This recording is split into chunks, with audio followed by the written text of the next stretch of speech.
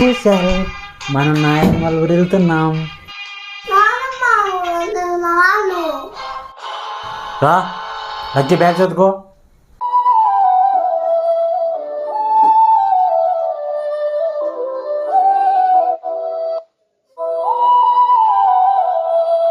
పదండి.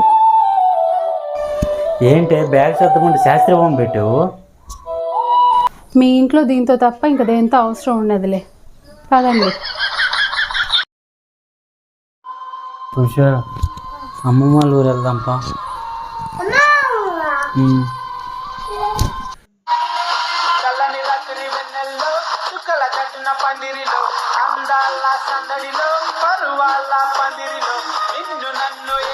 పదండి పదండి వెళ్దాం.